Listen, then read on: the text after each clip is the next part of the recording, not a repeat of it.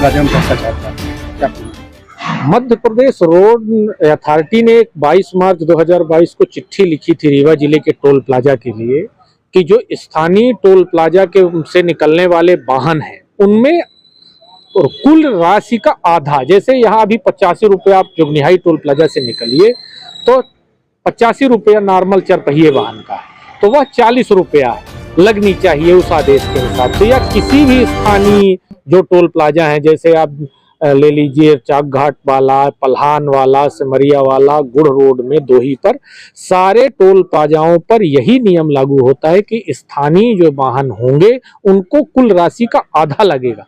लेकिन पिछले कई वर्षों से टोल प्लाजाओं में जो राशियां पूरी ली जा रही हैं, तो ये स्थानीय लोगों के साथ लूट है। मैं तो कहना चाहता हूं कि ये टोल प्लाजा वाले डकैती डाल रहे हैं जो स्थानीय वाहन लोग लिए हुए हैं। हम लोग कमिश्नर साहब से मिले, हमने कहा है कि आदेश का पालन होना चाहिए और जिस प्रकार से लोगों को आदेश के अनुसार राहत मिलनी चाहिए, पूरी राशि ना लेकर उतनी राशि लीजिए जो आदेश है। कमिश्नर साहब को हम लोगों ने मिलकर कल ज्ञापन सौंपा है। क्या आश्वासन दिया?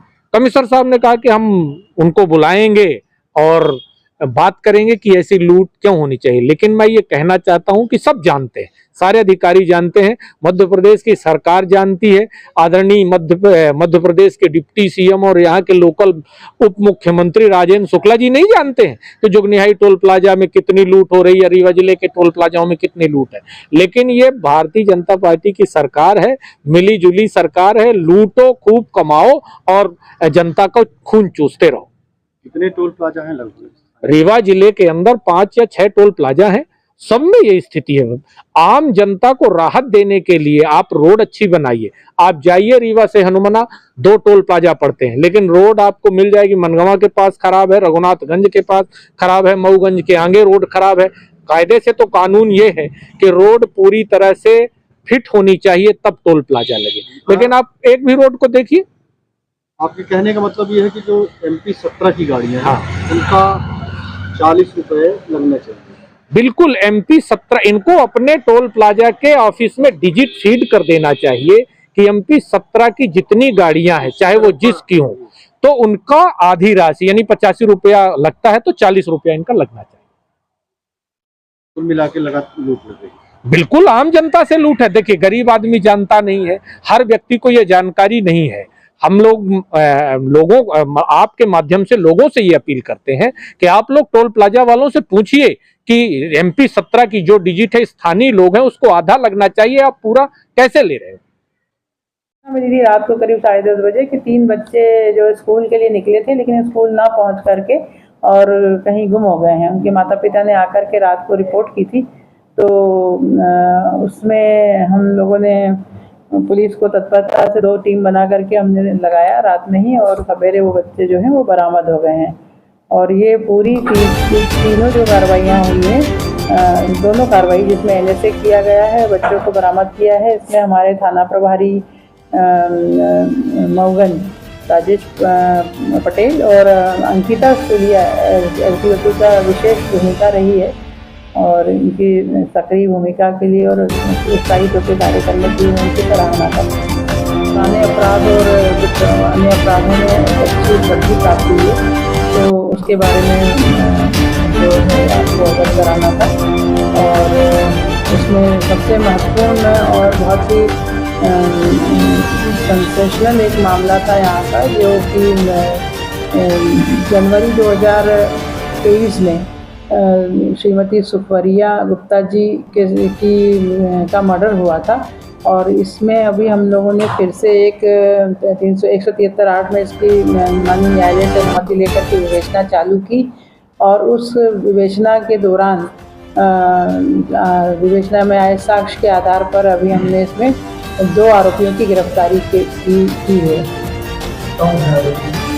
इसमें 2 आरोपी हैं, राकेश पटेल पिता रामयज्ञ पटेल 24 साल कैलाशपुर थाना हनुमाना, और मनोज पटेल पिता राजमणि पटेल 30 वर्ष निवासी तेलिहा थाना हनुमाना। ये 2 आरोपी से गिरफ्तार हुए हैं।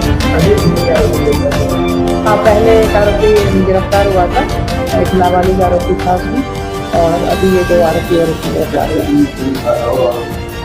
अभी तक की विवेचना में यही दो आरोपियों के इन्हीं के द्वारा अंजाम दिया जाना पाया गया है। अभी विवेचना इसकी जारी है। अधिकारियों का भी ये अवैध कोरेक्स और अवैध नशे के विरुद्ध अभियान चलाया गया था और उसमें हमारे आदरणीय आईजी साहब रीवा जोन के डॉक्टर श्री महेंद्र अग्रवाल द्वारा और PID साकेत प्रकाश पांडे जी द्वारा ये अभियान चलाया गया था। और इसमें जैसा कि आपको पता है कि एक सिंडिकेट के रूप में यहाँ पर कोरेक्स का कारोबार होता रहा है और अभी भी दबे छुपे ये कार्रवाई करते रहते हैं।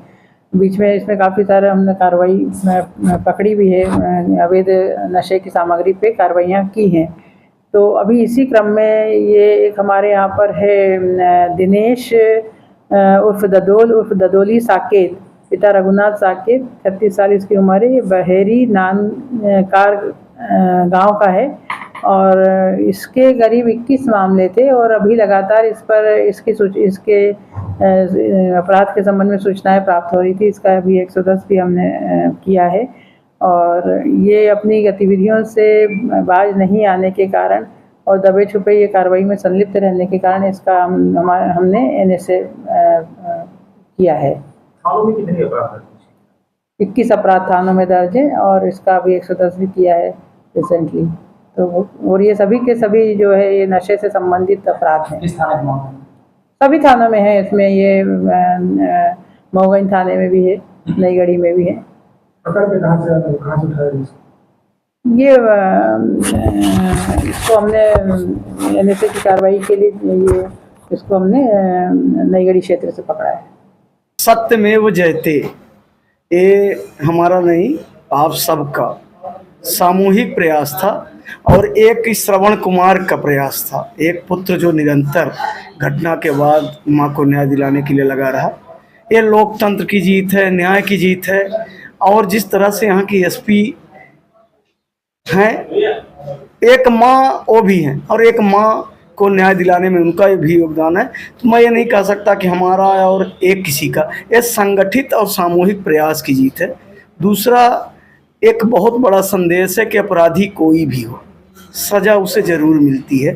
तो इससे अपराधियों में भी एक संदेश जाएगा कि वो कुछ भी कर लें, लेकिन जो हाँ उनका स्थान है अपराध के बाद, वो ज़रूर पहुँचेंगे।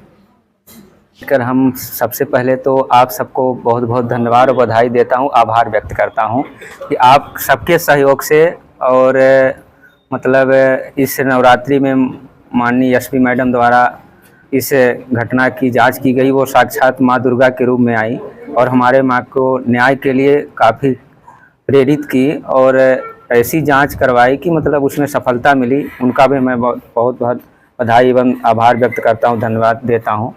और मैं काफ़ी, आपको पता भी होगा कितनी विभत्स घटना थी, एक निर्भया हत्याकांड दिल्ली सुने थे, उससे भी ये मतलब सबसे दरिंदगीपूर्ण नारी जात के साथ ये सोचा जाए किसी के पास मानवता हो, कोई माँ का दर्द जानता हो, तो एक कि किस तरह से क्रूरता से हत्या मेरी माँ की साथ की गई थी।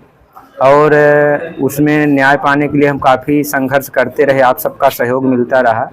उसके बाद आज मतलब यहाँ माननीय कुंज बिहारी तिवारी जी के नेतृत्व में यहाँ हमारा अनशन बैठा गया 14 अक्टूबर से और सभी प्रशासनिक अधिकारियों ने उसमें मतलब पूरी तरह से माननीय न्यायालय द्वारा एक आदेश जारी हुआ कि इसकी पुनः केस को रीओपन किया जाए और उसमें जांच की गई और 2 आरोपी गिरफ्तार किए गए।